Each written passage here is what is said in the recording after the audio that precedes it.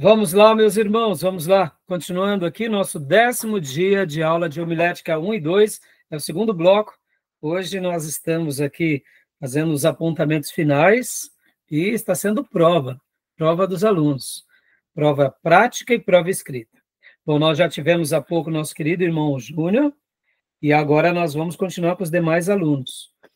Deixa eu fazer aqui um comentário. Gostei muito da prova do Júnior, gostei muito da maneira em que ele se expressou, cheio de conteúdo. É claro que aqui os irmãos estão fazendo uma síntese, né? Mas aproveitando o mestre pastor, doutor Martin Lloyd-Jones, um dos últimos puritanos do século passado. Ele falava, irmãos, que o púlpito e o pregador, ele tinha que ter muita liberdade. Ele fazia uma crítica com relação a igrejas que colocam um cronômetro para o pastor pregar. E ele dizia o seguinte: ter um horário é bom, mas pode ser que a gente acabe criando, eu diria, ele faz uma menção, dando exemplo dele próprio, dizendo o seguinte, que a gente acaba limitando a expressão e a autenticidade daquele pregador. Tem pessoas que elas são mais sucintas, outras são mais prolixas. Quem é que está certo e quem é que está errado? Não existe certo ou errado, são estilos.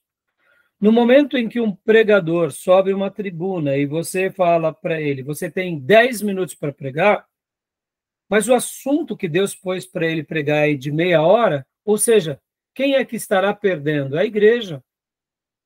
Então ele faz uma recomendação sobre essa questão do horário, e ele mesmo dá exemplos dele aqui, inclusive no livro Pregação em Pregadores, onde ele foi pregar numa rádio, e ele estava pregando na rádio, mas a rádio tinha um horário. Tinha um horário. E ele viu que o horário estava chegando no final, alguém, eu não me recordo muito bem os detalhes, mas falou, tipo, mais ou menos, faltam 2 minutos, ou seja, conclui o seu sermão em 2 minutos. Ele falou assim que o que ele tinha para falar era muito mais do que ainda 2 minutos. E ali deu os 2 minutos, derrubaram o sinal dele, mas ele continuou pregando. Ele continuou pregando. E aí ele disse que ele não se intimidava para nada disso.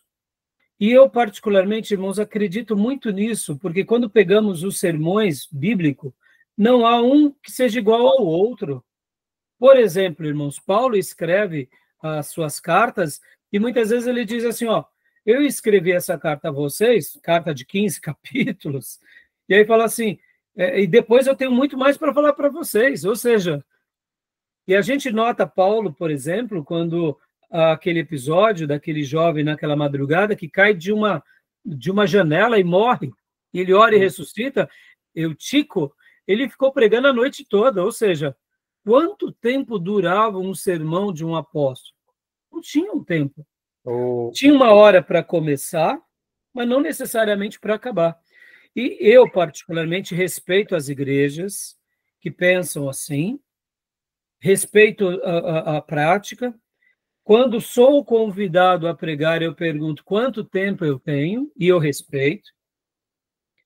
Por outro lado, eu amo quando alguém diz, fique à vontade, pastor, nós costumamos terminar por volta desse horário. Tá bom, então vou tentar seguir aquele padrão daquela igreja, por respeito à igreja. Mas, irmãos, o que eu aprendi ao longo dos anos?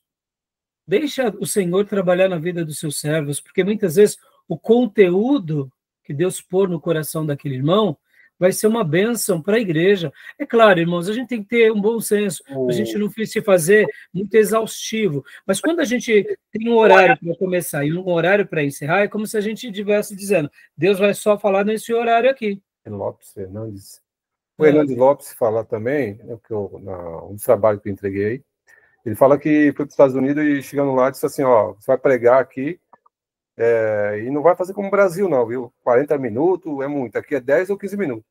Ele estava fazendo uma crítica, porque não tem condições, ele disse. Irmão, você vê, e aí, olha só, chegar para um pastor, que nem o Hernandes Dias Lopes, e falar que ele tem 10 minutos para pregar, isso é uma blasfêmia, irmão. Se ele quiser pregar o dia inteiro na nossa igreja, ele vai ficar lá. E aí dos mesmos que se levantar com birra por causa do horário. pode ir embora, não tem problema, não vou segurar os irmãos. Vou falar, irmãos, pelo amor de Deus, irmãos. A gente tem que sentar com um homem desse, pode ver quantas são as vezes que a gente dá material do Hernandes Dias Lopes aqui no seminário, na igreja, compartilhamos nos nossos grupos internos. Nós somos batistas, mas ele tem conteúdo, meus irmãos. A gente tem que ler tudo que esse homem escreveu, tem que ouvir as mensagens dele, tem que ouvir os estudos dele. Ou seja, agora é claro, a gente tem que ter um bom senso? Tem. Olha, tem um horário prévio para acabar. Para a gente, sabe que as irmãs, as crianças, deixa a igreja à vontade. Por que eu estou falando isso, irmãos? Porque a igreja ficou muito melindrosa nisso. Se passar um minuto, os irmãos já começam a falar, ó, acabou o horário. Ou seja, a igreja começa a dar o tom do púlpito. Quantas foram as vezes, irmãos, que eu estou numa mensagem e aquela mensagem não tem muito nexo dividi-la. E me torno prolixo e mais longo. E eu espero que a minha igreja me entenda. É isso que eu faço. Então, irmãos, lembrem disso, é minha recomendação.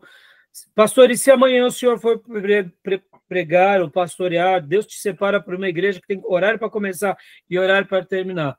Eu vou falar para eles, irmãos, tudo bem, eu vou respeitar vocês, mas eu gostaria de dar ali o meu estilo. Podem ver, nós ficamos aqui 2h30 de aula, irmãos. Ainda não falamos tudo. Ficamos 10 módulos aqui, mais de 25 horas de aula e não falamos tudo do assunto. Ou seja, quantas são as pessoas, irmãos, que reclamam porque o pastor demorou meia hora, mas se o time está jogando, não reclama os minutos. Pelo contrário, se for para prorrogação, ainda fica lá vibrando. Então, eu acho que os valores mudaram, sabe?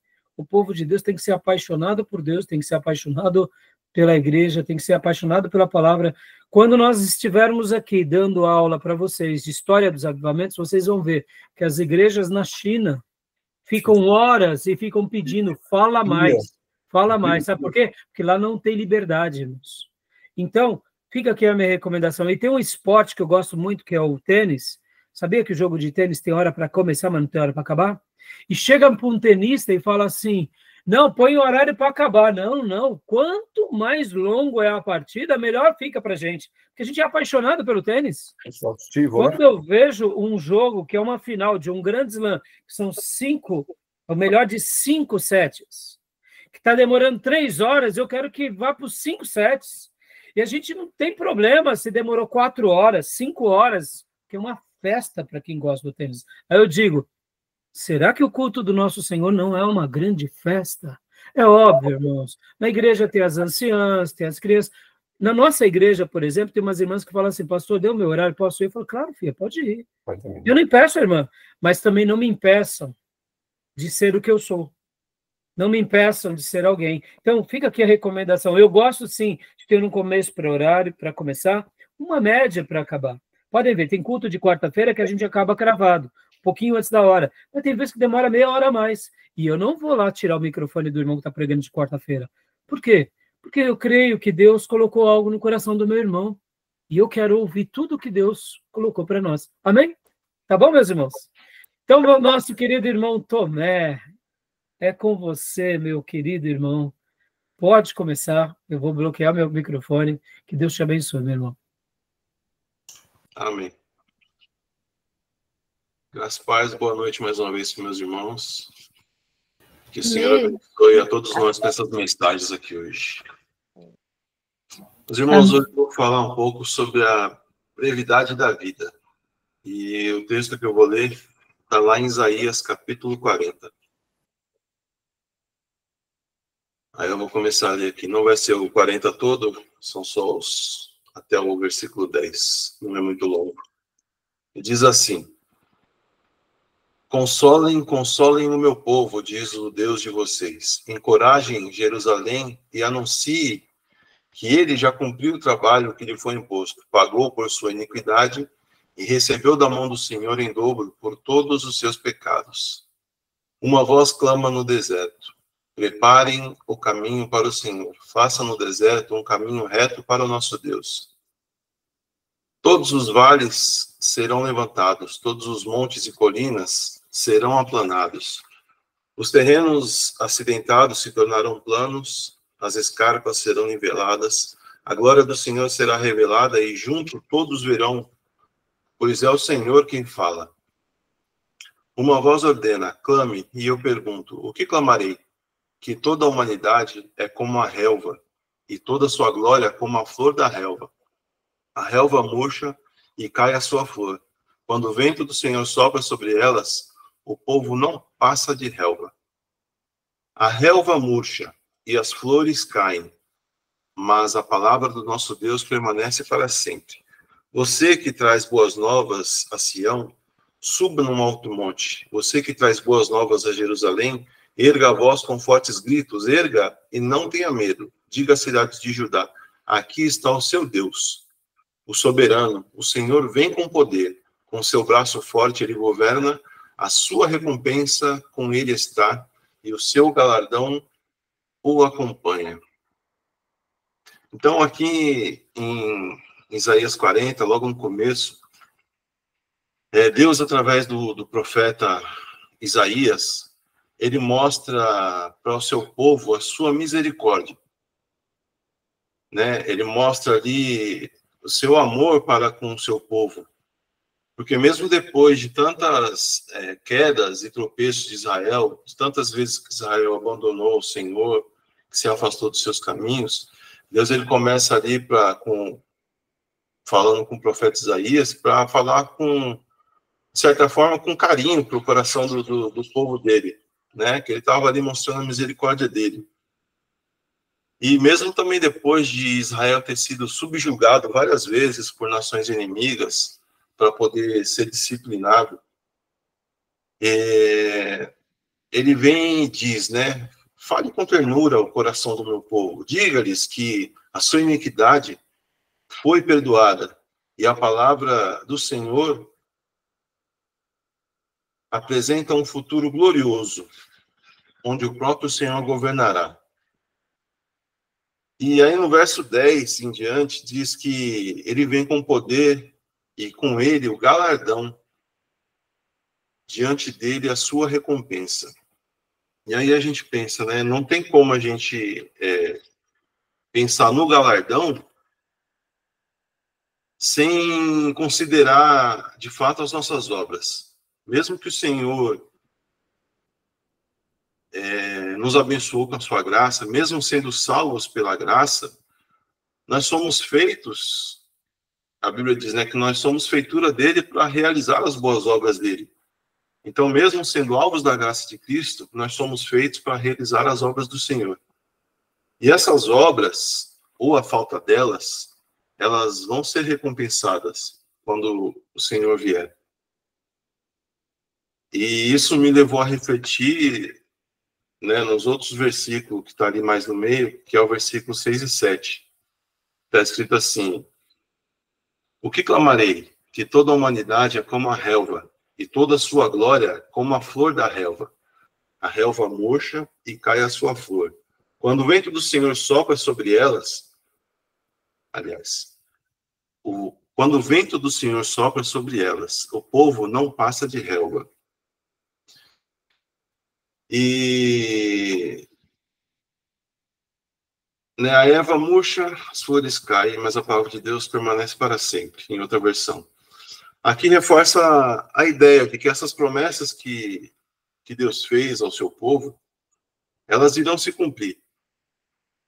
Aquele povo recebeu a promessa e talvez não veria a promessa se cumprindo, como Moisés também não viu quando ele foi levado até o monte e Deus mostrou para ele a terra prometida, só que falou para ele que ele não ia entrar no descanso do Senhor ali.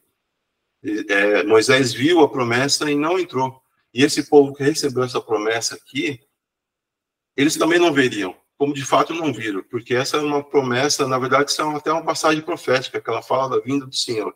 Então, aquele povo que o Senhor teve misericórdia, eles não viram o cumprimento dessa promessa, mas as gerações futuras viram, porque a palavra do Senhor permanece para sempre. E o Messias veio e redimiu o seu povo e lhes perdoou os pecados. E agora, né, esperamos ansiosos sua promessa que ele prometeu que irá voltar uma segunda vez. Mas esses versículos 6 e 7 também nos levam a outra reflexão. Que é a reflexão, eu estive pensando, né? O que temos feito da nossa breve vida? Levando em consideração esses versículos 6 e 7, que a nossa vida é como a relva. O que a gente tem feito das nossas vidas? Como a gente tem vivido? Como a gente tem aproveitado? Né? Será que a gente tem honrado a Deus e cumprindo sua palavra com as nossas vidas? Será que temos vivido de modo digno diante de Deus? A gente sabe, a gente olha para o mundo e vê que o retrato dele é deplorável, vai de mal a pior. As pessoas não querem nem ouvir mais falar de Cristo. Muitas pessoas que você vai falar, elas não querem saber. Elas estão numa situação de que elas não querem ouvir mais falar. A sociedade chegou num padrão moral tão baixo que muitos são ateus por conveniência, são ateus pelos mesmos motivos que muitos cientistas são. Não por não acreditar em Deus, mas porque o acreditar em Deus implica que eles teriam que acreditar na palavra e, com isso, ter uma vida diferente, cumprir as escrituras. Então, eles preferem não crer, para não mudar o seu estilo de vida. Eles, em outras palavras, o amor por essa terra é grande demais, né? O amor por essa erva que logo secará. E muitos cristãos, infelizmente, também têm corrido atrás do vento e não têm colocado o reino em primeiro lugar. Estão atrás de coisas supérfluas, estão atrás das demais coisas que Deus prometeu.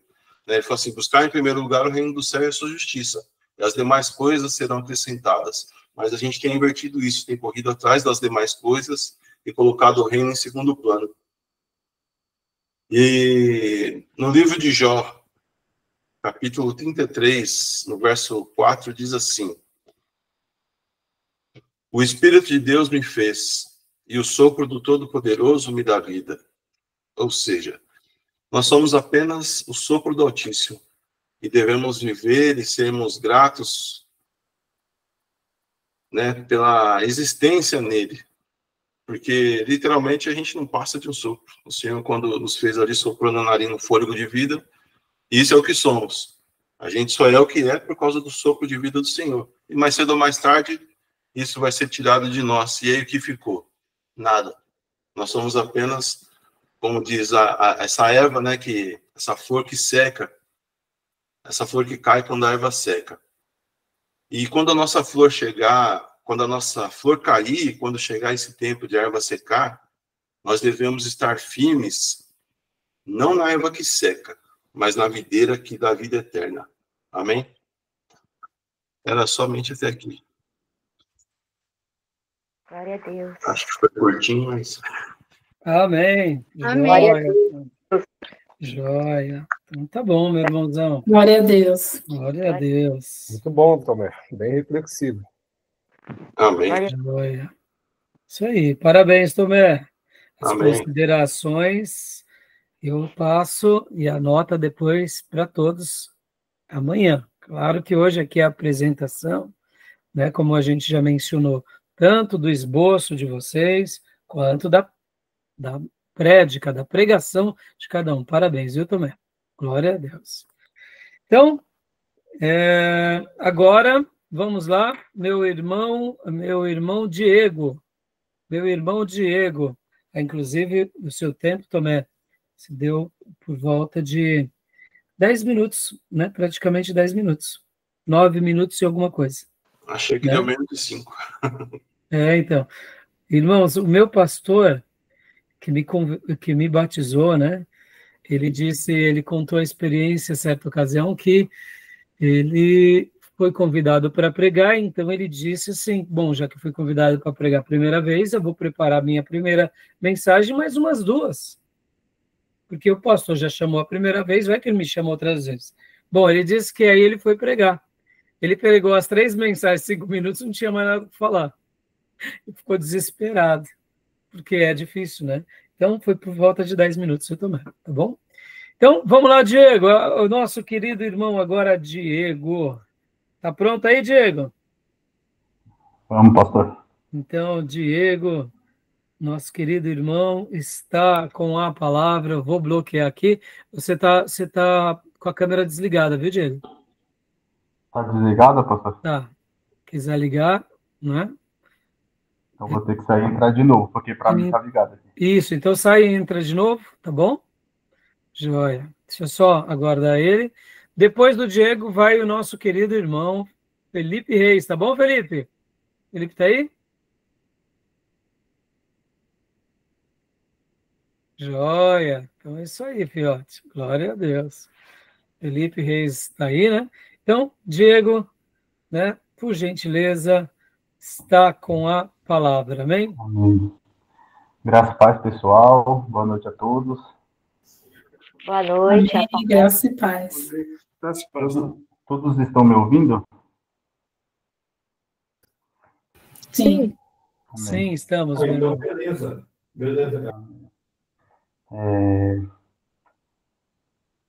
A palavra que eu preparei, né? O título que eu preparei, né? Para essa noite, né? Para Deus estar podendo falar com a gente, né? Para Deus estar podendo expressar a vontade que Ele tem sobre as nossas vidas, né?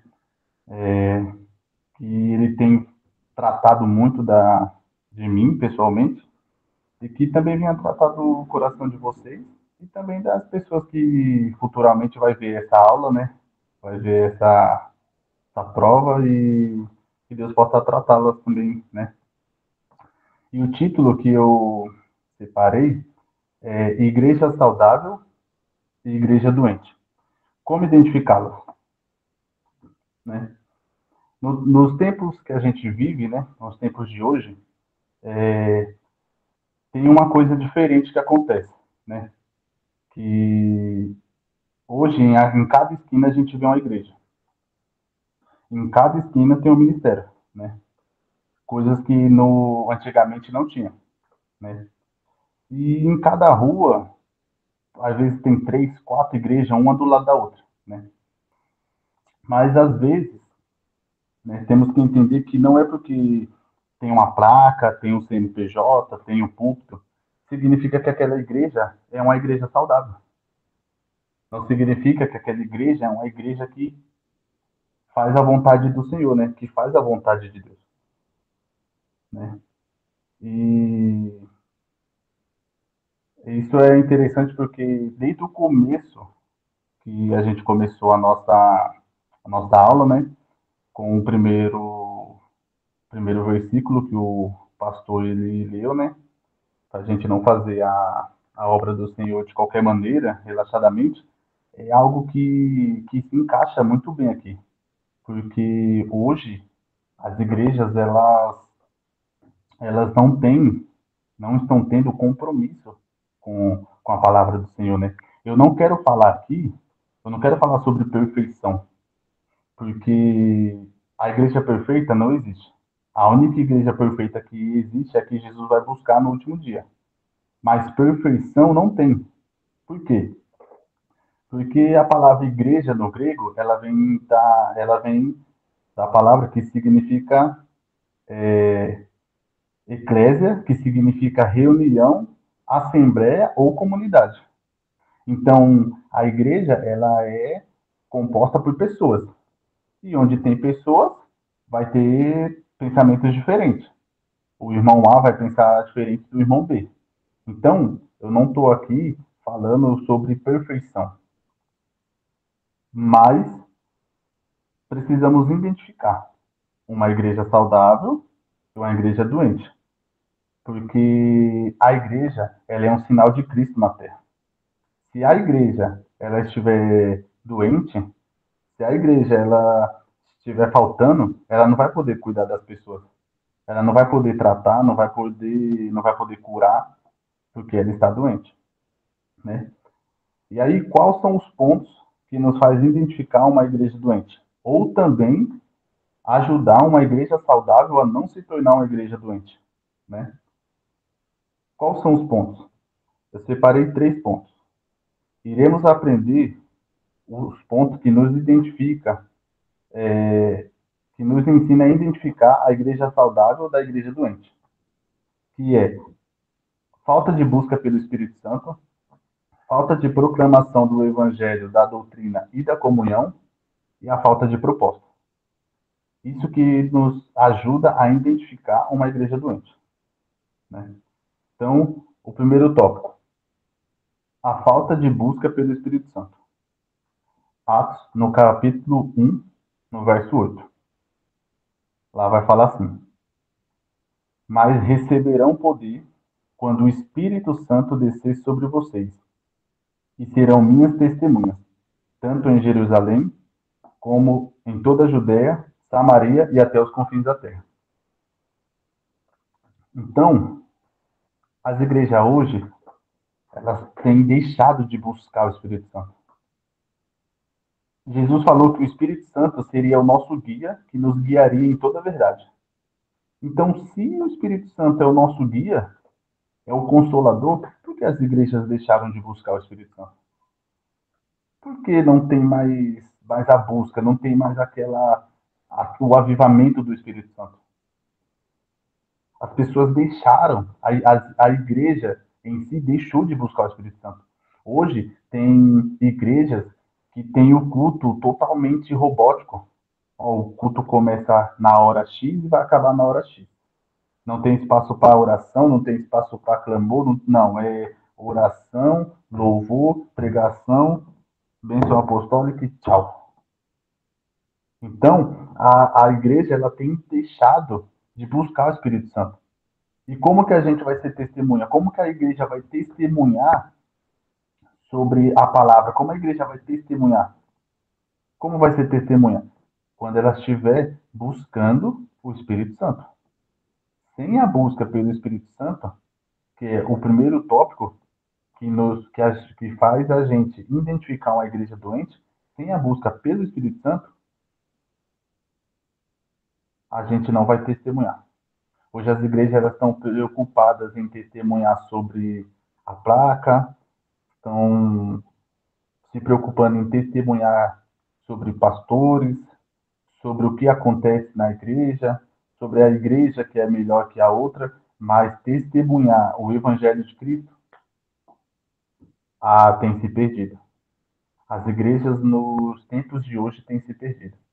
Então, como eu falei na introdução acima, não é porque tem um púlpito, ou tem gente orando, ou tem uma igreja a cada esquina, que realmente aquela igreja é uma igreja saudável, né? Segundo ponto que eu queria falar, a falta de proclamação do Evangelho, da doutrina e da comunhão. Atos, no capítulo 2, verso 41 e 42, que diz assim: os que aceitaram a mensagem foram batizados, e naquele dia houve um acréscimo ao número de seguidores, de aproximadamente 3.000 pessoas. Eles se dedicavam ao ensino dos apóstolos, à comunhão e ao partir do pão e às orações.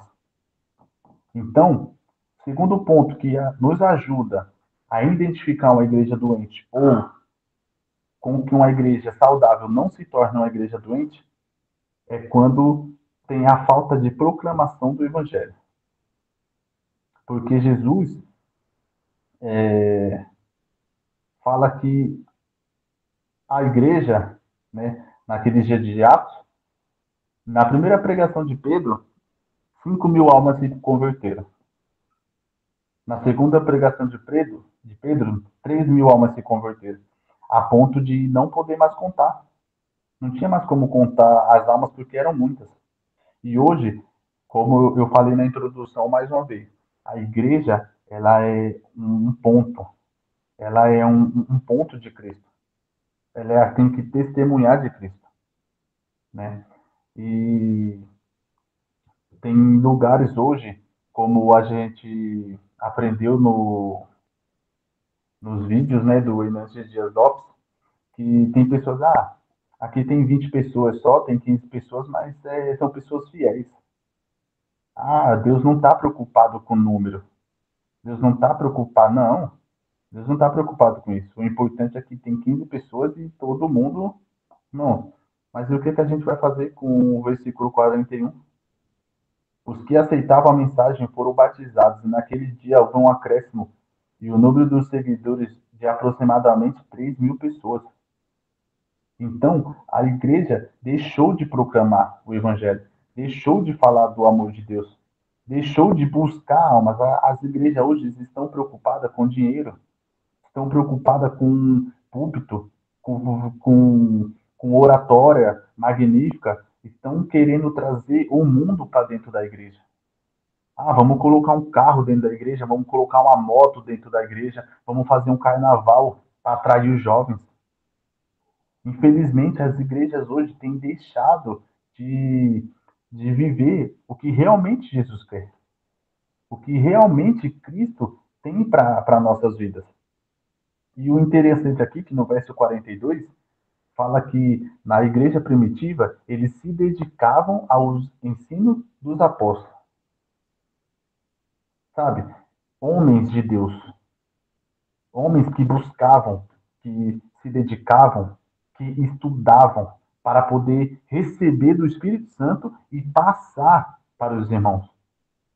Hoje, o pastor, o líder, linha de frente, às vezes ele recebe qualquer coisa, não tem uma vida de comunhão, não tem uma vida de devocional, não tem uma vida de oração, ele prega qualquer coisa lá e amém. Mas eles, naquele tempo, eles se dedicavam aos ensinos dos apóstolos, né? Na comunhão, e ao partir do pão e nas orações. Hoje você vê que tem igrejas que pessoas não falam com pessoas, que irmão tem desavença com outro irmão, e você vê também que tem muita fofoca na igreja. Como que Deus vai agir? Como que a igreja vai crescer? Como que vai haver o evangelho se, infelizmente, a igreja, que deveria ser saudável para mostrar o evangelho para os perdidos, se encontra doente? Não vive uma vida de oração, não vive uma vida de comunhão. Às vezes tem um irmão que está morrendo do seu lado. Tem um irmão que está precisando de ajuda e está sentando na mesma cadeira que você no culto de domingo, no culto de quarto, numa célula, num culto no lar, e você está com o olho fechado. Por quê? Porque você perdeu. A gente tem se deixado esquecer da vontade de Deus, né? E o último tópico aqui, para encerrar, que é algo mais assombroso e o que mais me chamou a atenção, né? Que o terceiro tópico é a falta de propósito, né? A falta de propósito. A igreja doente que você identifica é quando a igreja ela tem a falta de propósito. O que uma igreja saudável tem que fazer para não se tornar uma igreja doente? Não perder o propósito.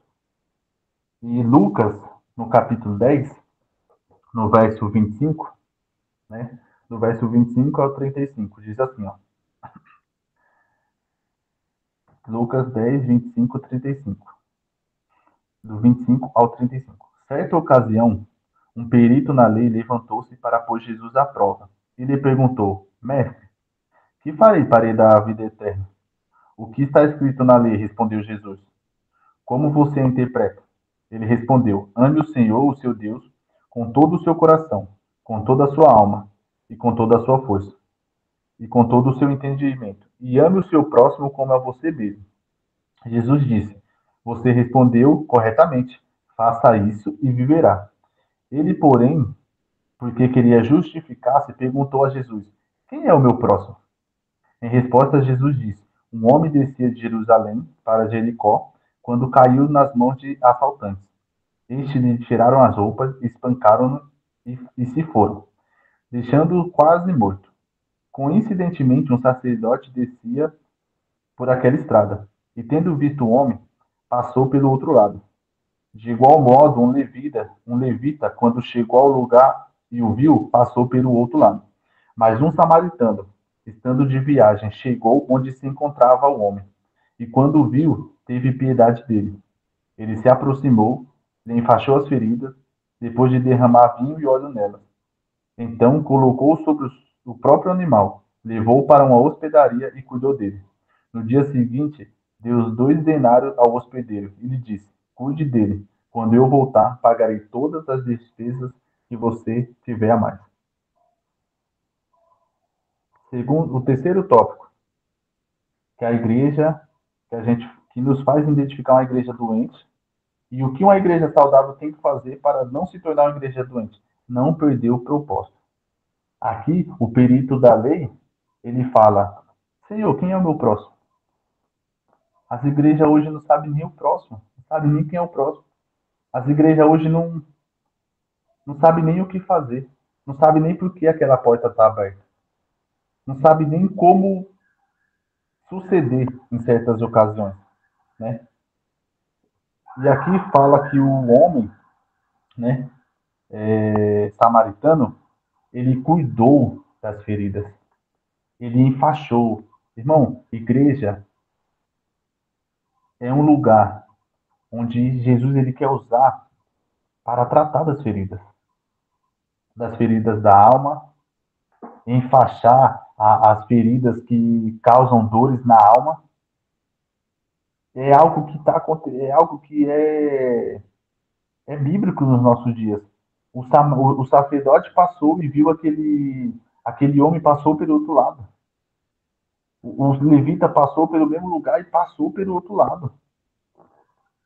A igreja, ela só vai mudar, a igreja ela só vai ser saudável quando ela entender que que Jesus, ele morreu por pessoas, ele não morreu por placa, ele não morreu por parede, ele não morreu por dinheiro. Jesus, ele morreu, ele derramou seu sangue por placa. A igreja, ela tem perdido o propósito no dia de hoje. A falta de propósito tem tornado muitas igrejas doentes. O papel da igreja é cuidar das feridas e enfaixar, cuidar das viúvas do necessitado. Jesus, ele não morreu por placa e nem por paredes. Deus morreu por pessoas. A igreja, ela tem que cuidar de pessoas. Amém? Que os irmãos possam guardar essa palavra no coração e que Deus tenha falado com você. Amém. Amém. Glória a Deus. Louvado seja o Senhor. Glória a Deus. Glória a Deus, meu irmãozão. Que bênção. Glória Parabéns. a Deus. Parabéns. Isso aí, fiote. Glória a Deus. Isso aí. Não sei por que razão a sua câmera travou. Congelou, mas a sua voz não. Então, deixei correr solto, tá bom? Não tem problema, Amém, irmãos. amém. Estamos aqui na internet, gravando em tempo real, né? Aqui não é um estúdio, é a nossa classe, né? Existem as aulas síncronas e assíncronas. Assíncronas é quando você está gravado e você passa para os alunos para eles aprenderem, né, aquilo que você gravou. A nossa é assíncrona. Ou melhor, a nossa é síncrona, é simultânea. Assíncrona é quando é a gravação, né? Não é gravado. Os alunos que forem fazer essa matéria em EAD, para eles vai ser assíncrona, né? Então, Diego, parabéns. Glória a Deus, e concluiu lindamente, viu? Usou o terceiro ponto, usou a história do samaritano. Olha, muito joia. Muito bem, obrigado, Fiote. Então, vamos lá. Felipe Reis. Seja bem-vindo, meu irmão. Esse momento é teu. Boa noite, irmãos. A paz. Amém. Boa noite, a paz. Tentarei ser rápido, tá? Vou usar só as 3 horas que o pastor Rai liberou aí. Brincadeira. Bom, vamos lá. Eu quero falar com os irmãos essa noite sobre o cuidar de Deus para as nossas vidas. É uma mensagem que eu trouxe um tempo atrás na igreja e é uma mensagem que eu gostei bastante, eu resolvi trazer ela aqui. Terminamos o ano de 2024 há poucos meses, né? E aí pergunto, você já fez uma análise de quantas coisas Deus fez por nós em 366 dias do ano que passou? E aí eu falo, né? Se não fez essa análise, tem que fazer. Deus, ele cuida de nós, né?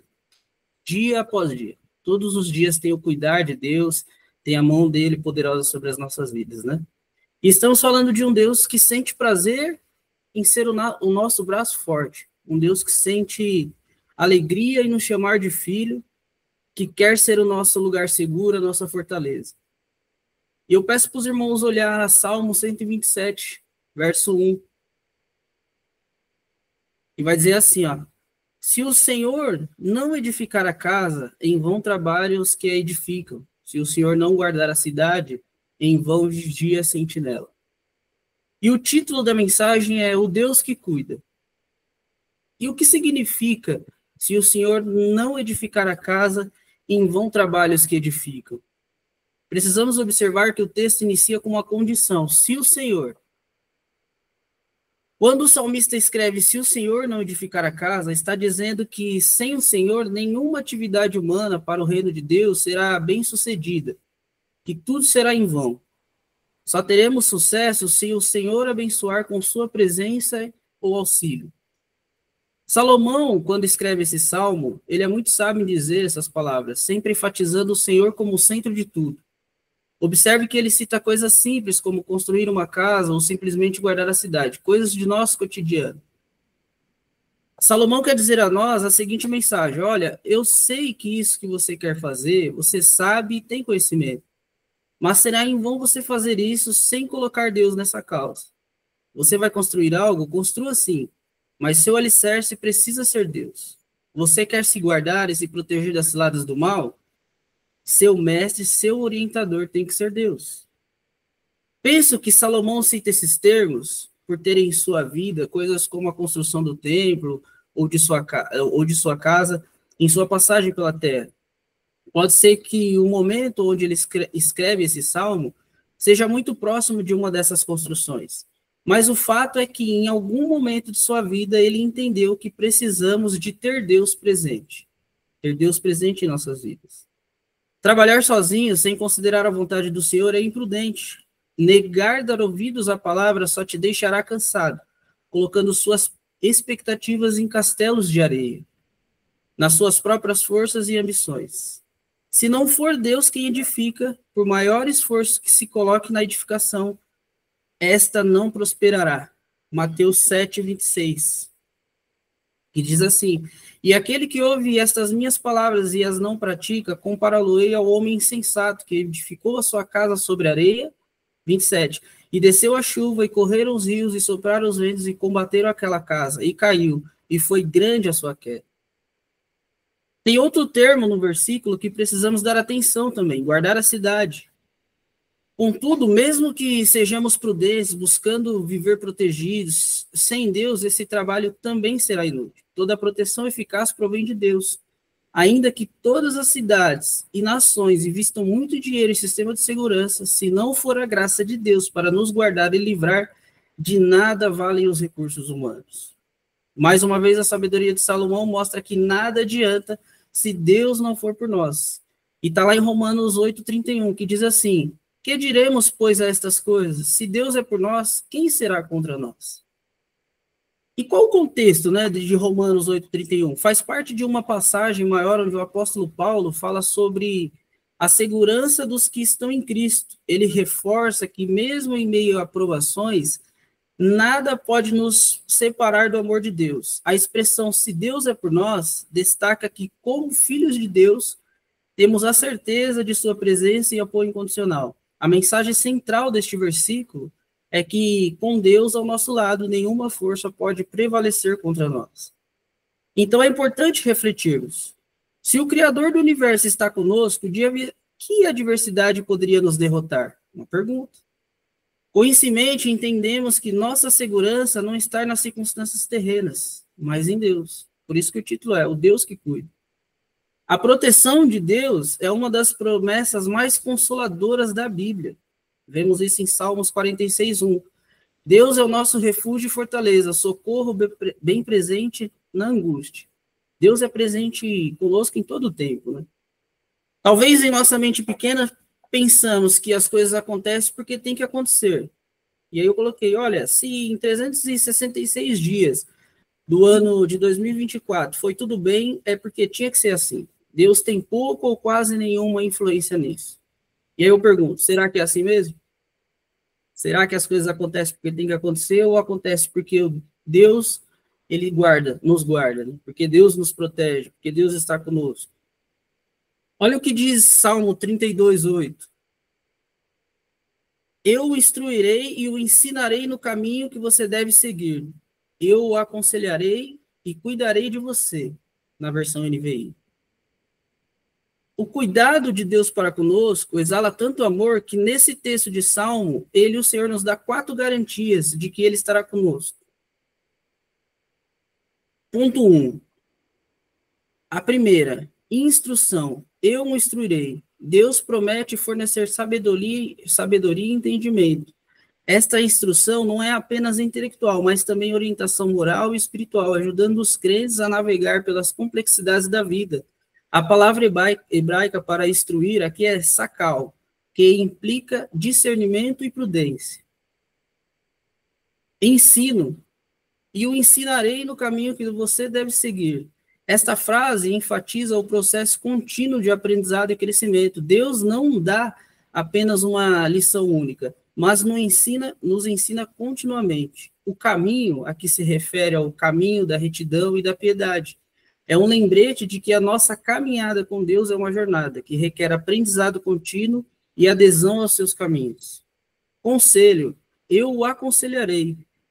O conselho de Deus é pessoal e íntimo. A palavra hebraica para aconselhar é yatsa, alguma coisa assim, eu não sei ler direito, né? Que significa aconselhar, consultar ou guiar. Este conselho não é apenas um conselho geral, mas adaptado às nossas necessidades e circunstâncias especiais. Reflete a profunda compreensão de Deus sobre as nossas vidas individuais e seu desejo de nos guiar pessoalmente. Olhar amoroso. E cuidarei de você. Esta frase transmite o cuidado atento e afetuoso de Deus. Olhar amoroso significa a vigilância e proteção de Deus. Reafirma-nos que Deus não é distante ou indiferente, mas está intimamente envolvido em nossas vidas, cuidando de nós com amor e preocupação. Observe que em todo tempo a Bíblia nos mostra o cuidado de Deus para conosco. Por isso, chamo a atenção dos irmãos para o título da mensagem, o Deus que cuida. Para que o cuidado e o zelo do Senhor esteja sobre nós, a única coisa que devemos fazer é obedecer a Ele. Olha o que diz Provérbios 3, 5 e 6. Vai dizer assim, ó, confie no Senhor de todo o seu coração e não se apoie em seu próprio entendimento. Reconheça o Senhor em todos os seus caminhos e Ele endireitará as suas veredas. O texto não diz que se confiarmos no Senhor em todo o nosso caminho, será fácil a caminhada. Então, isso não significa que não enfrentaremos desafios, mas que não estamos sozinhos em nossa jornada. Deus nos guia, mesmo quando as trilhas são tortuosas. E aqui eu já vou para o final da mensagem, né? Para encerrar essa mensagem, peço para os irmãos abrirem Salmo 91. E esse salmo ele precisa estar no nosso coração, na nossa mente, pois o texto descreve Deus como um refúgio seguro para aqueles que nele confiam. Retrata Deus como um lugar de proteção e segurança em meio às tribulações da vida. E eu vou ler do 1 até o 16, e diz assim: aquele que habita no esconderijo do Altíssimo e descansa à sombra do Todo-Poderoso, pode dizer ao Senhor, tu és o meu refúgio e a minha fortaleza, o meu Deus em quem confio. Ele o livrará do laço do caçador e do veneno mortal. Ele o cobrirá com as suas penas e sob as suas asas você encontrará refúgio. A fidelidade dele será o seu escudo protetor. Você não temerá o pavor da noite, nem a flecha que voa de dia, nem a peste que se move sorrateira nas trevas, nem a praga que devasta ao meio-dia. 1000 poderão cair ao seu lado, 10.000 à sua direita, mas nada o atingirá. Você simplesmente olhará e verá o castigo dos ímpios. Se você fizer do Senhor o seu refúgio, nenhum mal o atingirá, desgraça alguma chegará à sua tenda, porque a seus anjos ele dará ordens a seu respeito, para que o protejam em todos os seus caminhos. Com as mãos eles o segurarão, para que você não tropece em alguma pedra. Você pisará o leão e a cobra, pisoteará o leão forte e a serpente. Porque ele me ama, eu o resgatarei, eu o protegerei, pois conhece o meu nome. Ele chamará a mim e eu lhe darei resposta, e na adversidade estarei com ele. Vou livrá-lo e cobri-lo de honra. Vida longa eu lhe darei, e lhe mostrarei a minha salvação. E aí eu faço uma pergunta. Vocês confiam em Deus de todo o seu coração? Vocês amam o Senhor com todas as suas forças? Então creia que Deus cuida daqueles que confiam nele. Aprenda a se posicionar na presença do Senhor. Aprenda a habitar no esconderijo do Altíssimo e morar sobre a sombra do Onipotente. Lá você encontrará o cuidado de Deus. Você não será destruído nem derrotado. Você encontrará o que Deus reservou para a sua vida. E para concluir, o Deus que cuida é uma realidade palpável em nossas vidas. Através das Escrituras, vemos Deus como um Pai amoroso que instrui e orienta, fornece sabedoria e discernimento, Salmos 32:8, protege e defende, é nosso refúgio seguro, Salmos 91, verso 2 ao 4, cuida e sustenta, supre nossas necessidades, Mateus 6, do 25 ao 34, aconselha e guia, nos dirige pelos caminhos certos, Provérbios 3, 5 e 6. Perdoa e restaura, nos liberta do pecado e da culpa, 1 João 1, 9. Fortalece e anima, nos dá força em tempos de fraqueza, Isaías 40, versículo 29. Sonda e conhece, entende nossos pensamentos e sentimentos, Salmo 139, do 1 ao 4. E como que eu faço para experimentar esse cuidado divino? Eu coloquei aqui 5 pontos, coisa rápida. Primeiro, confie plenamente em Deus. O segundo, busque sua orientação. O terceiro, obedeça a sua vontade. O quarto, habite no seu amor. E o quinto, agradeça a sua fidelidade. Lembre-se, Deus é fiel e cuida dos que confiam nele. Salmo 91. Confie nele, experimente sua paz, proteção e amor incondicional. Amém? Amém. Amém. Amém. Glória a Deus. Glória a Deus.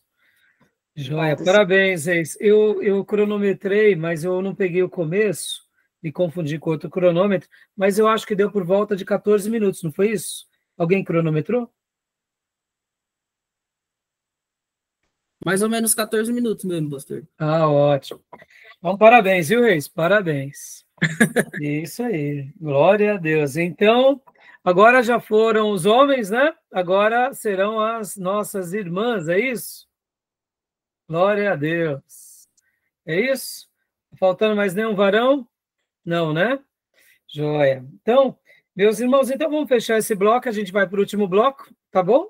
E assim a gente conclui essa fase, que agora vão ter as nossas 4 irmãs. A gente vai estar terminando agora. Naturalmente, esse segundo bloco ficou um pouquinho mais curto.